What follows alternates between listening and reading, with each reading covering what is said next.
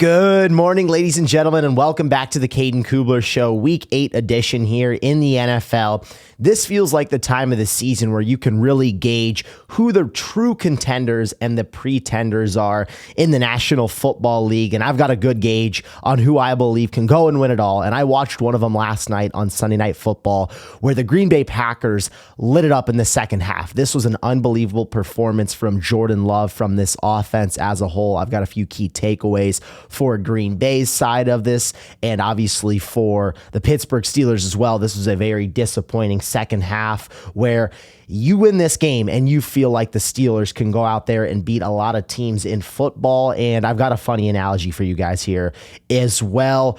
All right, let's talk about the Packers first of all here. Major second half win, just a game that they had to have, because there's been a lot of noise around Green Bay over the last few weeks, whether it's, okay, do we like the way this team is winning? You tie against the Cowboys, you lose against the Browns, but yet you're keeping these games close that you should be flat out destroying these teams. And I'm of the mindset where, hey, on any given Sunday, somebody can beat you, but I understand when you are a national brand like the Green Bay Packers, when you have such high expectations to go win the Super Bowl, when you go make this trade to go get Micah Parsons, there's going to be a lot of noise around the team overall. And so right now with Green Bay sitting at 5-1-1, I feel like they are the best team in the NFC, and I feel like they haven't even fired on all cylinders yet. In the second half, that's the best we've seen this offense look all season long, and they put up 28 points. They had 21 fourth quarter points,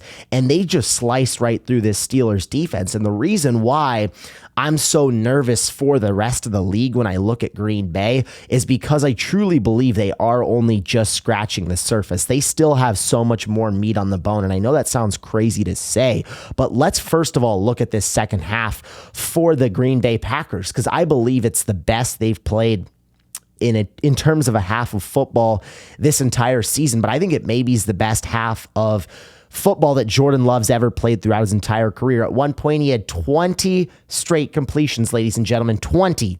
I don't know if you guys realize how rare that is. The ball did not touch the turf in 20 straight throws for Jordan Love. In the second half, he had 214 yards, 2 touchdowns, and a 148 passer rating.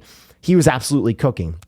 And a lot of this had to do with, obviously, the greatness of Tucker Kraft. He had an unbelievable performance on National Tight Ends Day, 7 receptions, 143 yards, and 2 touchdowns. But a lot of it was due to the addition of Christian Watson. And that's why I was kind of telling everyone, hey, let's pump the brakes on the Green Bay slander just a little bit. They had their leading receiver last season in Jaden Reed, who hasn't been on the field in the last few weeks. He broke his collarbone. And then you have Christian Watson, who we hadn't seen since last year with the torn ACL. He finally just returned and had 4 receptions for 85 yards. And this offense looked completely different with him back in the mix. You have to factor in a few different things into this equation where the Packers can go on a Super Bowl run and why I believe this offense is still so good. First of all, the run game really wasn't a threat, and it's normally one of the better ones in all of football. Emmanuel Wilson came in and gave this team a huge spark. He was really fun to watch. He was really good in the second half of this team. But Josh Jacobs, only 13 carries, 33 yards. This is normally a guy that it is at a bare minimum getting you 70 yards. He was the reason why this team was so excellent offensively last year with all the injuries and that receiving core. That's number one. Run game wasn't a threat with Josh Jacobs. Number 2, you didn't have Jaden Reed, who was your leading receiver last year on the football field. He hasn't been there for the last few weeks. And number 3, this is your first game back with Christian Watson. I look at all 3 of those things and say, once the Packers can get all of those things together, I don't know how you're going to stop this team offensively, because Jordan Love is one of the premier quarterbacks in the National Football League. We've seen him get hot at the right times before. And mind you, this is only his 3rd full season in the NFL starting. This is number 3. In year number 1, the Packers get super hot on the back half of the year. They beat the number 2 seed Cowboys in the postseason. Then they nearly beat the 49ers, who almost went on to win the Super Bowl. And then last year, the Green Bay wins 11 games. They lose in the first round. Love throws 3 picks, but the receiving core was awful. The offense just all around was not that good. But hey, you can't throw 3 picks and expect to win a playoff game. I look at this year as the season where they can put everything together. That's why you went and traded for Micah Parsons. That's why you paid him this type of money, ladies and gentlemen. You paid him this type of money to go on a Super Bowl run, to get hot when it matters. So even though, yes, we've only seen 7 games from the Packers and everybody wants to criticize what they're doing offensively. Oh, we don't like the way Jordan Love looks. We don't like the way this offense looks. We don't like the way that this team plays down to its competition. Well, newsflash, folks. The Packers, over the last few years in the Jordan Love and Matt LaFleur era, have gotten hot when it matters the most in the second half of the season. So I'm looking at this Packers team with still 10 games left to go, saying, okay, everyone wants to criticize them right now, and yet they're the number 1 seed in the NFC. In a division where the Detroit Lions are hot on their tails right now, and they look unbelievable. A division where the Chicago Bears are playing some good football right now. The Minnesota Vikings, we all understand what they can still do. They still have the shell of that team that won 14 games last year. We want to criticize what the Packers are doing, yet they beat the Lions. They beat the Commanders with Jaden Daniels. They just beat the Steelers. Those are probably 3 playoff teams right there. 3 big-time wins. So I'm really liking what I'm seeing from this Green Bay team with all things considered. I know everybody wants to criticize them. This is a team that can absolutely win the Super Bowl this year. Absolutely. But what I said from the beginning of the year and what I'll say right now as Week 8 wraps up on Monday morning where I'm filming this is a team that will only go as far as Jordan Love takes them. So you have a performance where he throws for 360 yards, 3 touchdowns, and is perfect. This team's unbeatable. Yeah, go ahead and give the Green Bay Packers their Super Bowl already. But if Jordan Love has the type of performance where they play down to their competition, he throws 3 interceptions, now that's an anomaly, I will say that, then obviously the Packers are not going to be able to go far. But they're in a position right now where Jordan Love has an opportunity to show the NFL why he is one of the best quarterbacks in the league. And I've had a lot of fun watching him when he plays at his best, because I believe he's a top 5 quarterback in football when he plays like that. He's a top 5 quarterback in football when he plays like that. And that's why the Packers brought out the Brinks trucks in order to pay him. Now, the Pittsburgh Steelers, folks, they are so disappointing. And I was thinking about this last night after the game.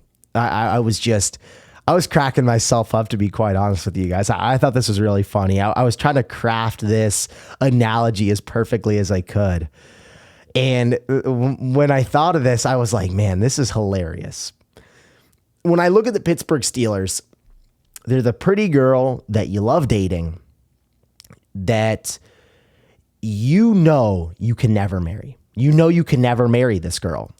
Now, you may be saying, what does this have to do with football? Well, you'll understand once I'm done with this. They look super pretty.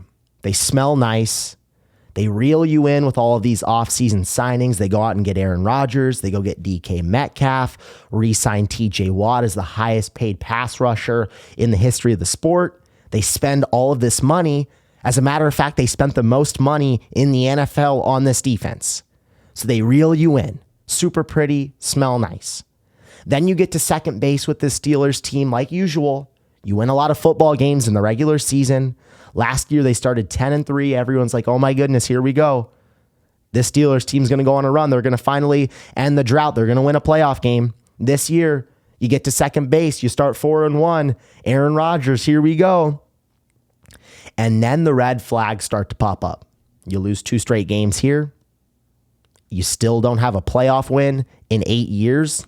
Mike Tomlin has the longest active playoff drought in the NFL right now.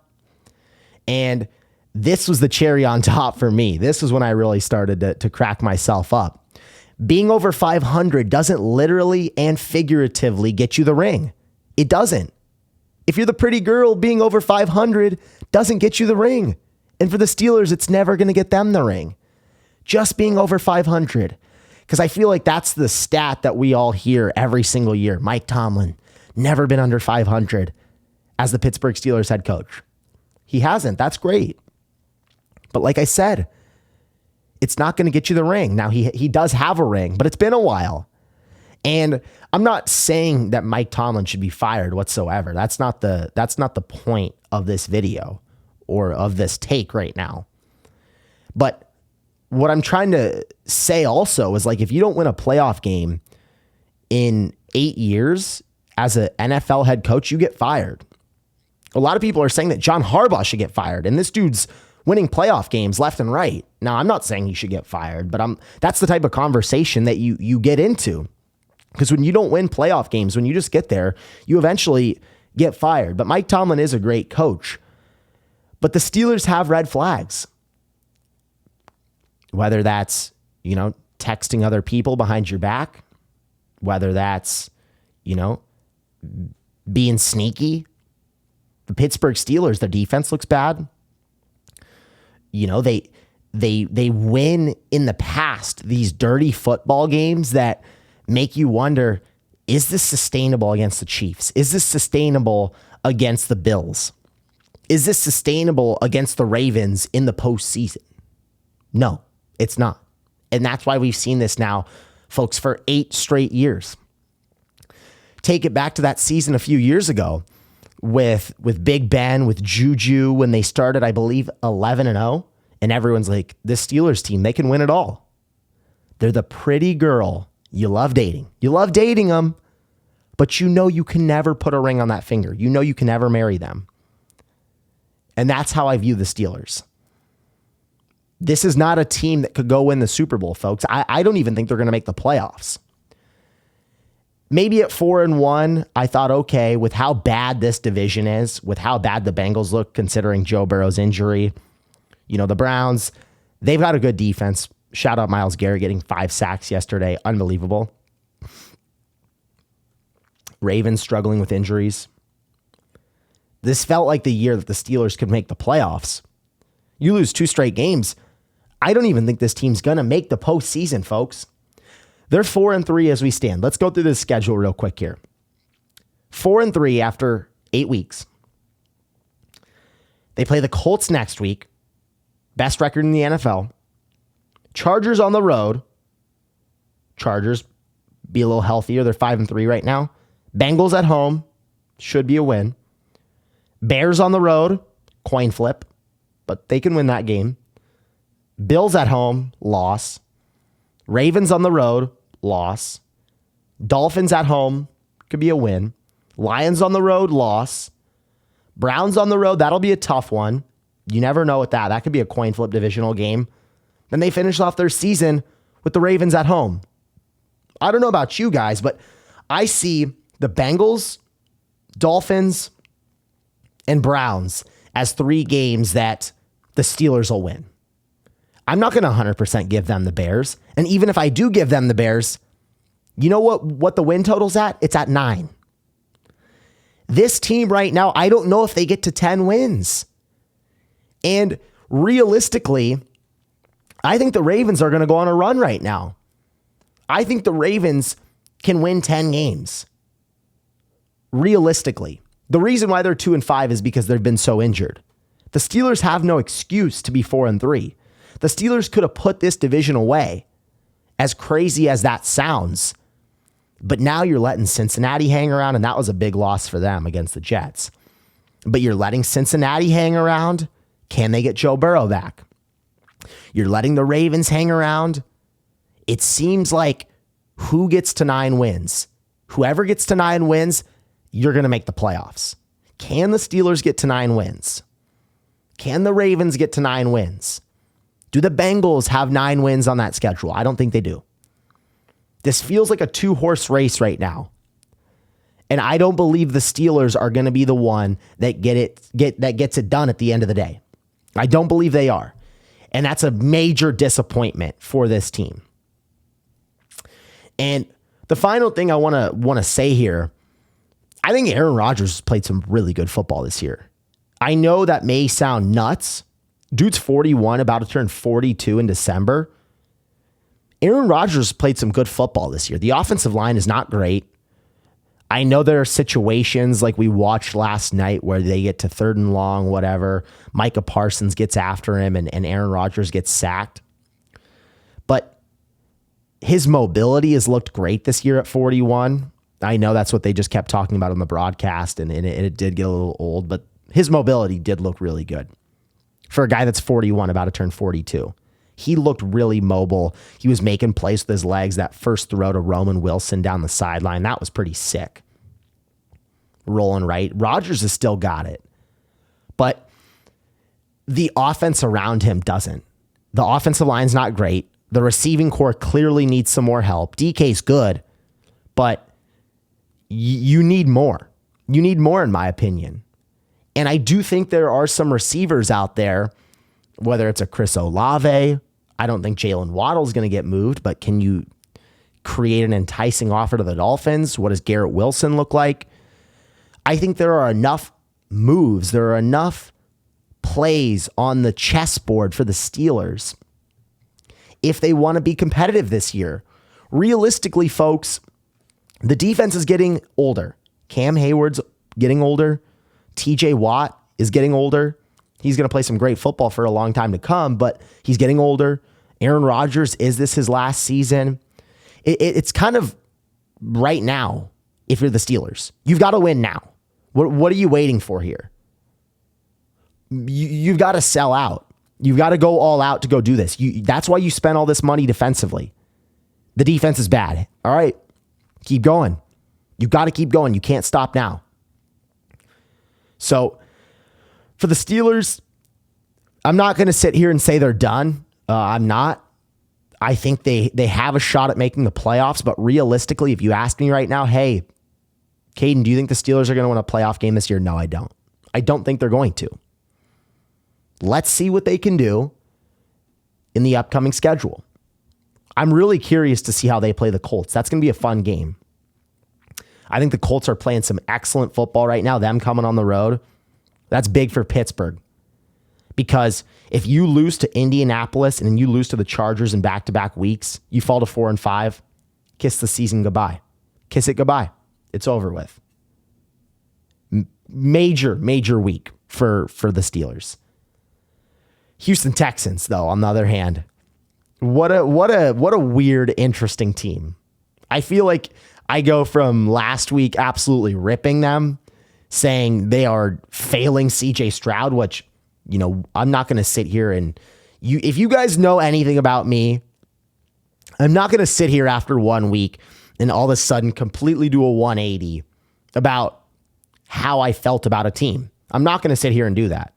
But I will say I'm very happy that the Texans won because this effectively keeps their season alive. Now, don't get me wrong, they've got a lot of work to do. They're 3-4. We'll go into the schedule here in a little bit. But, I was borderline mad watching Monday Night Football. It's so funny, like how 6 days goes by and I watch them beat this like really solid 49ers team. And I'm like, okay, like here we go. This is the Texans team I've been waiting on. And they didn't even have their top 2 receivers. They didn't have Nico Collins. They didn't have Christian Kirk. And yet CJ Stroud goes out there and throws the ball nearly 40 times, has 318 yards, 2 touchdowns. He was money. This is the CJ Stroud, folks, that we love. And you want to know why he was able to do this? The offensive line protected him. The offensive line did it. This is what I've been wanting. If you protect CJ Stroud, folks, he's a top 5 quarterback in football. It's not a difficult concept. No quarterback since being drafted in 2022 has been sacked more than Stroud, folks. No quarterback's been sacked more. And that's what we're looking at with Stroud when it's like, hey, is his confidence rattled? Should we be worried about him? Should we be worried about CJ Stroud? No, we shouldn't. Correction, he was drafted in 2023. I know I said 2022, but when you look at the greatness of CJ Stroud, and when you look at him playing at his best, you've got to be able to give him a few seconds. And So often they have no run game. He can't trust what's in front of him. The receivers have been injured. Everything's gone against CJ Stroud. I didn't even mention the play calling. I mean, that had me on a roll last Monday on the Caden Kugler show. But watching this turnaround in 6 weeks, I'm like, is this team bipolar? Because I think this defense is good enough to stop any offense in football. Like, they are that good. This is borderline the best defense in the NFL. They got after Mac Jones yesterday. That was a great showing. But if the offense just comes along a little bit and the red zone woes that they have, I mean, there's still so much meat on the bone for this team. Too many field goals in the red zone. The Texans can still be a Super Bowl contender. They've got a lot of work to do. But you get Nico Collins and Christian Kirk back with the O-line playing like this, Stroud playing with this type of confidence. I mean, this is a game that can change the entire momentum of a season. And these next 2 weeks are going to determine how this season ultimately ends up for the Houston Texans. I felt that they dropped the ball against Seattle. You get 4 turnovers and you still lose the game. You'd have a chance to be at 4-3 right now, but instead you're 3-4. Broncos are red hot. They are scorching hot right now. 6-2, look like an unbelievable team. This is going to be a defensive slugfest. Who gets more turnovers? Who turns it over more? I trust the Broncos offense more as of right now. But if Houston can roll over this offensive momentum, they can win this game. They've got to have it. You can't fall to 3-5. You got the Broncos this upcoming week. Then you have a ginormous AFC South matchup against the Jacksonville Jaguars. You win those 2 games, you're 5-4. All of a sudden, the playoffs are within reach. You're 5-4, then guess what? You get the Tennessee Titans, the worst team in football right now. Now, maybe that's a little generous, but everything is still in front of this Texans team. There are enough wins out there. Can they get to 10 wins? I don't know if 9 gets you there. You don't want to bank on 9 wins. But as of right now, a team that is 3-4, a team that is good enough to beat some stiff competition. I mean, you look at those few beginning games of the season, those first 3, man, they'll have you pulling your hair out. They didn't score a touchdown against the Rams and they lost by 5 points. Baker Mayfield converts a 4th and 10 and they lose by a point. On the final drive of the game, he converted that 4th and 10. Against the Jacksonville Jaguars, Nico Collins fumbles inside of the red zone and they lose 17-10. If he doesn't fumble, they win that game. It was 10-10 and he fumbled inside of the red zone.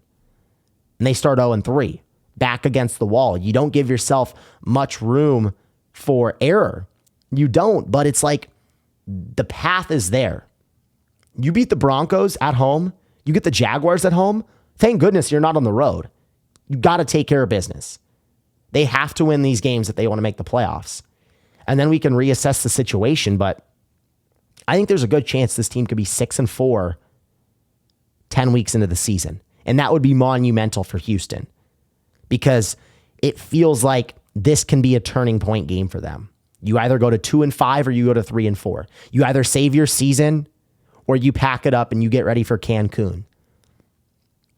Because the spicy margaritas, they're calling you right now. If you're not locking in this early on, it's easy to get down on yourself.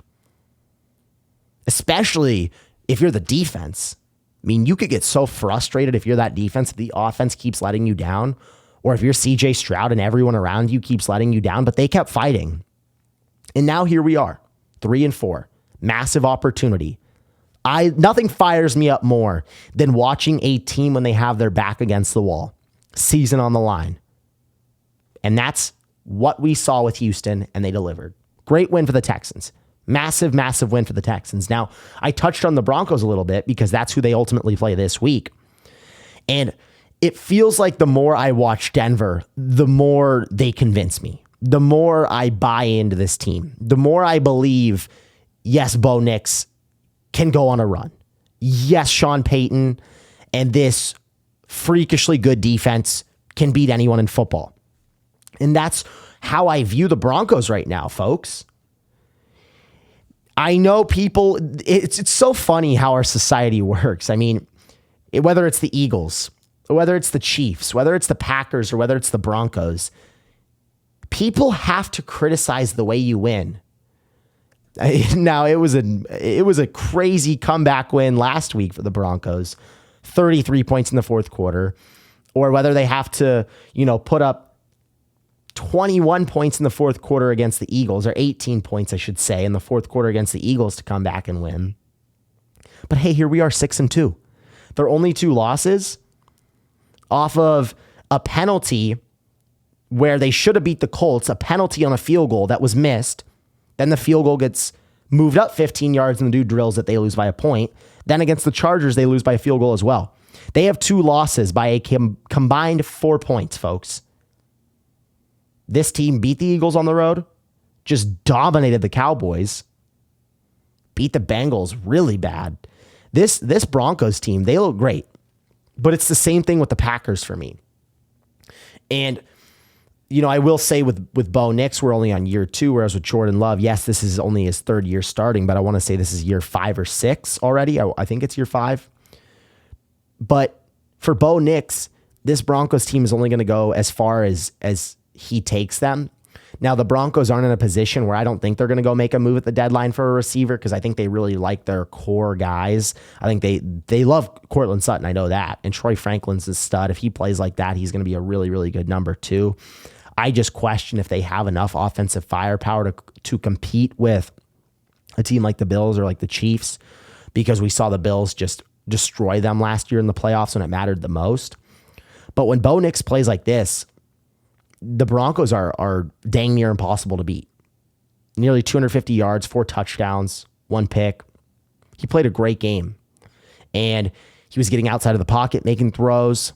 This offense looked unstoppable. And I know it's easy to do that when you play the Cowboys, but the defense looked great. This is maybe the best offense in football, people were saying the Dallas Cowboys were. People were comparing it to the Bengals of last year, saying that, yeah, they got to lean into their offensive identity and just throw the heck out of the football to the best receivers in football, maybe the best receiving core in the league. The Broncos said, to heck with that. We're shutting this down. We're shutting this party down. And that's how good this Broncos defense is. That's why they went out and got Jahdae Barron, Talanoa Hufanga, Dre Greenlaw's finally healthy.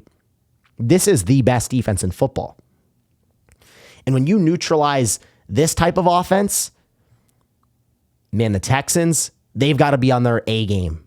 Ooh, they got to be on their A game or this could get bad. You may be looking at a score of like 7-10 between the Broncos and Texans.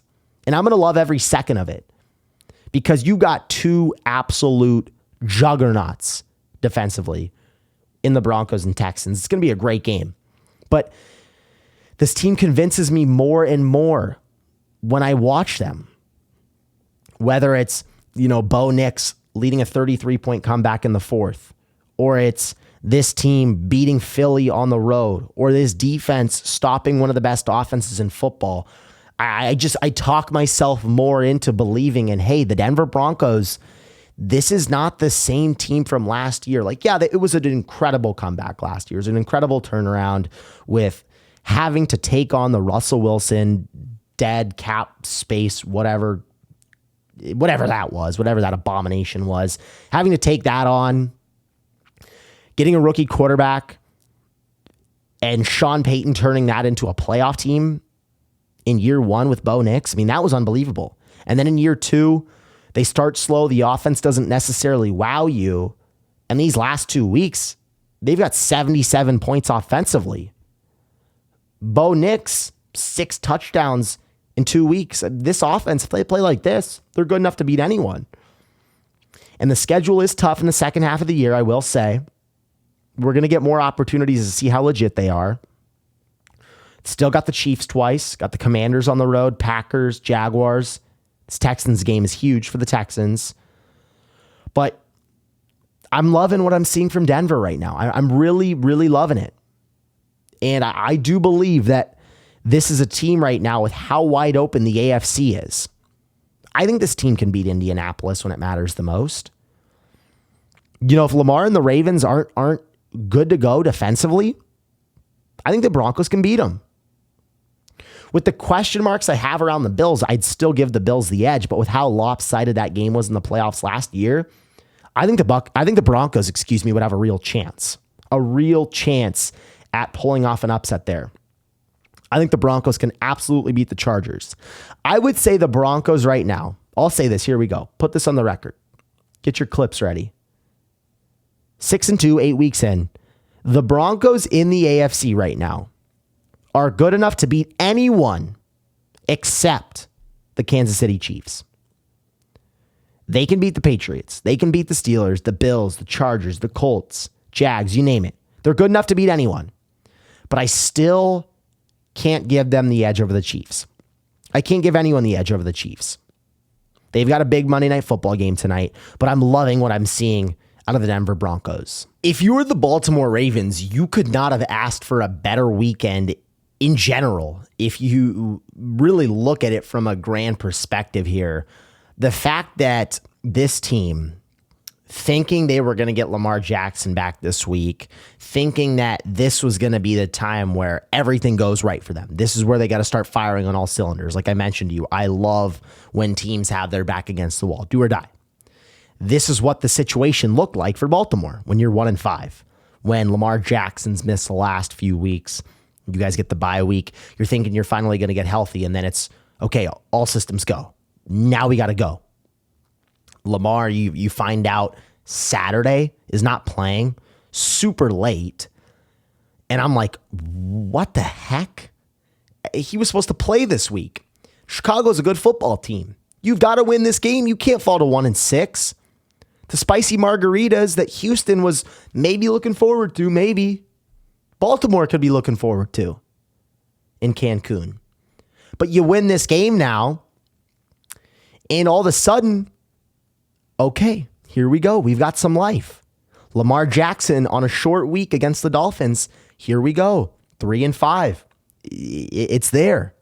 And when I say you couldn't have asked for a better weekend, not only do you give Lamar another week of rest, not only do you win, but the Browns lose, the Steelers lose, and the Bengals lose. Now you're inching closer. It's not impossible. This is why I said let's pump the brakes on the pretty girl. Let's pump the brakes on the Pittsburgh Steelers. Very devastating injury to Joe Burrow. But you've got to play the cards. You've got to play the cards you were dealt. And that's what we're seeing with the Baltimore Ravens. You couldn't have asked for a better weekend. Great game from Snoop Huntley coming in, taking over. Derrick Henry doing his thing, like always. King Henry, 21 carries, 71 yards, 2 touchdowns. This defense stepping up in a big-time way.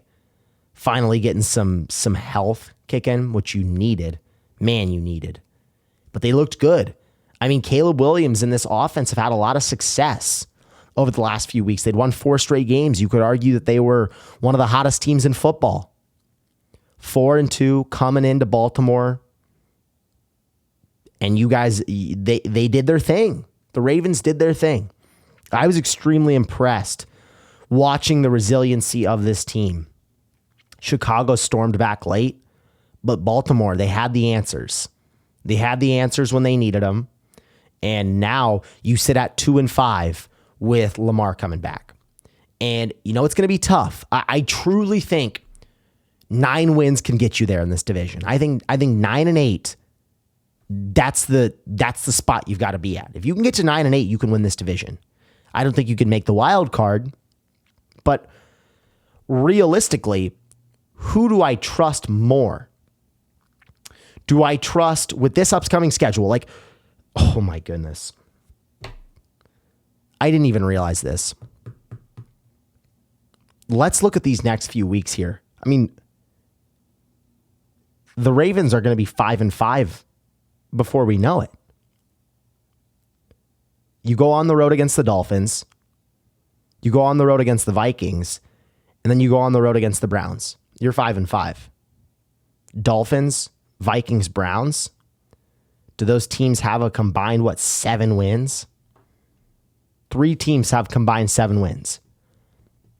That's how they get to 5-5, and Lamar's healthy. Then all of a sudden, New York at home, 6-5.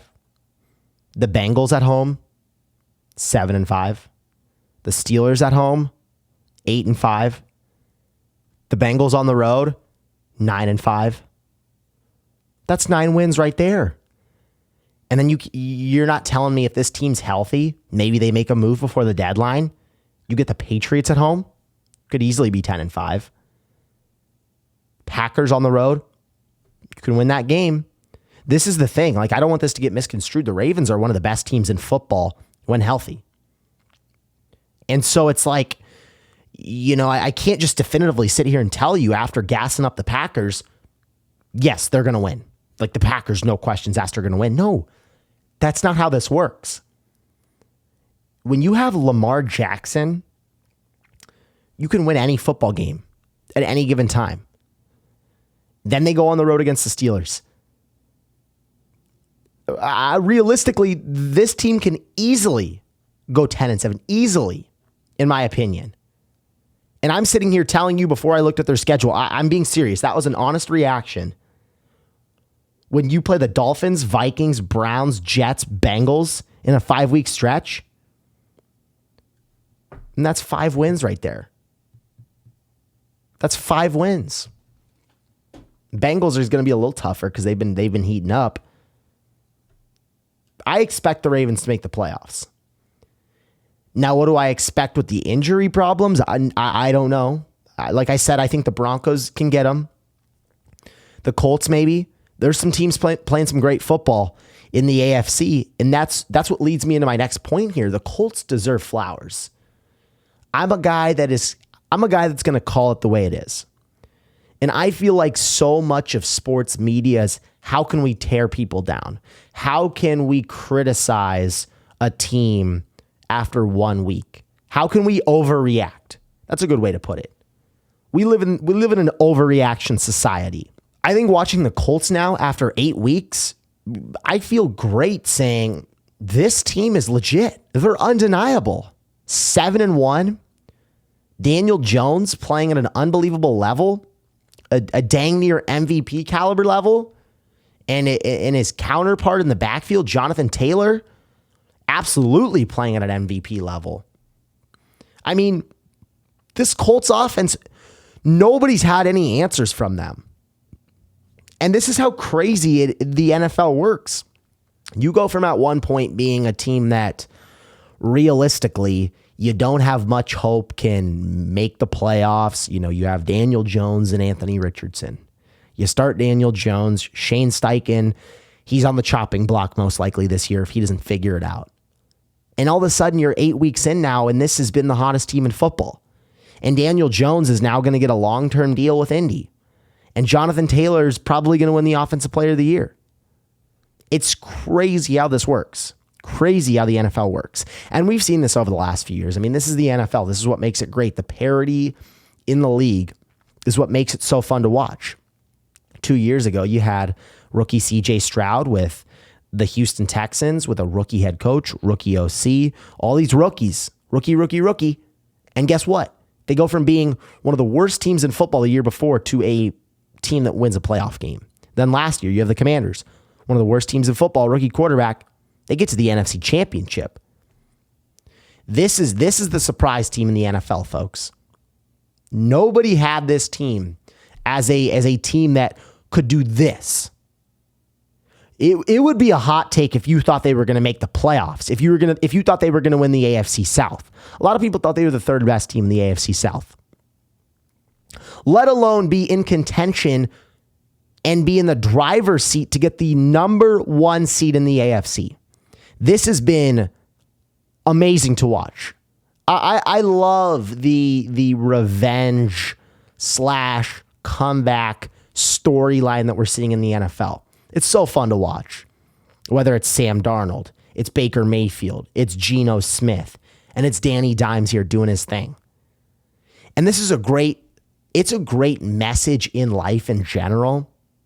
where it's like, hey, you could be counted out. You can be kicked to the curb. Everyone can say that you're not the guy. And then you can come back and prove everyone wrong. You can keep working hard. You can be put in the right situation. Sometimes you're not in the right situation in life. Sometimes you're not in the right environment in life. Maybe it's where you live. Maybe it's the friend group you're hanging out with. Whatever it may be. You transition off of that. You go somewhere else. You go to a new job. You find people that appreciate you. And all of a sudden you turn into one of the best players in the league. And this can be put to the test in life. Like it's a beautiful thing we're seeing with Daniel Jones, with Sam Darnold, with Baker Mayfield. All three of those guys are playing like top 10 quarterbacks in the NFL. It's awesome to watch. It's so fun to watch. But for Daniel Jones, man, and for this Colts team, backs against the wall. I can't state it enough. This is what this Colts team was looking at. Backs against the wall. Shane Steichen, year 3. If you don't win playoff games, folks, by year 3, you're fired. And guess what? They took Anthony Richardson in the top 5 2.5 years ago. This was the franchise QB. This was the turning point for the Colts with Steichen. This is why you brought him in. Steichen, Anthony Richardson, future of the Colts. He makes a massive decision. I mean, I can't even tell you how big this is of a decision it is. Saying, hey, I know we put all of our eggs in the basket for you, Anthony Richardson, and we bring in Daniel Jones this offseason to help light a fire underneath you, to help you be better, and Daniel Jones wins the job. And with Steichen's job potentially on the line, with him potentially being on the hot seat, they go out and do this. This is a pressure makes diamonds situation for the Indianapolis Colts. And man, they deserve flowers. This was just a whooping this weekend. 38 points. The Colts have the best offense in football, most yards per game, most points per game. Daniel Jones, there are a handful of quarterbacks playing the position better than him right now. And that's a testament to his work ethic and to just continued resiliency in life. Your situation, the current situation that you're in, does not define you in life. And that's the beauty of sports and the message that they can have at times. This is so awesome to watch. Another guy that deserves flowers before we wrap it up here is Drake Maye. This type of year 2 leap, I mean, he just continues to blow me away. He really does. I mean, I feel like what I'm watching with Drake Maye is a quarterback that will be one of the best in football, if not already, is one of the best in the NFL. Another tremendous performance. And I mean, okay, let me read you guys the top 5 receivers for the New England Patriots. This is how I know Drake Maye is going to be one of the best quarterbacks in football. Mac Hollins is your leading receiver. Kayshon Boutte's your number 2 receiver. Demario Douglas, 3rd in receiving yards. Hooper, 4th in receiving yards. Ramondre Stevenson, 5th in receiving yards. None of those guys are top 30 receivers in football, and Drake Maye is doing this. He's doing this without a true number 1. He's playing like this without a top receiver, without a superstar on the outside. Drake Maye is playing like this, folks. They're 6-2. Drake Maye didn't even play his entire rookie season. This dude hasn't even played much, and he's already a borderline top 5 quarterback in football. This should terrify the league. It should. And so much of this is the Mike Vrabel effect. I mean, I ripped on the Titans a few weeks ago for letting this guy go. And now the Patriots are 6-2 with Drake Maye playing like an MVP contender in year 2. With him doing this without a top receiver in football. Everyone compares him to Josh Allen, but it's like Josh Allen, yes, he's an MVP, and yes, he's one of the best quarterbacks in football. Yes, he'll be a Hall of Famer, whatever you want to say. Josh Allen's that dude. But Josh Allen had this huge increase in his play when he got a true number one receiver. A lot of quarterbacks that's what happens with. What is the type of leap we're going to see with Drake Maye when you get him a number one guy? When you get him a Tyreek Hill for Patrick Mahomes? When you get him a Stephon Diggs for Josh Allen? When you get him a top tier guy, what is Drake Maye going to look like? Because I think there's a really realistic chance it's going to be scary for the league. And that's how I view it. But I think it's so fitting that we just wrap up the show giving flowers out. I think it's so fitting that we give some flowers to Drake Maye, give some flowers to Danny Dimes. These guys have been absolutely killing it. I hope you guys loved episode 2 of the Caden Kubler Show. Have an absolute blast filming these. We're going to be incorporating in some college football. Big news with Brian Kelly this weekend. We're going to be incorporating in some NBA action. Ton of NBA stuff to come. A ton of NFL stuff on the way. Thank you guys so much for tuning in. You guys have a blessed rest of your day. My name is Caden Kubler, and we'll see you guys later.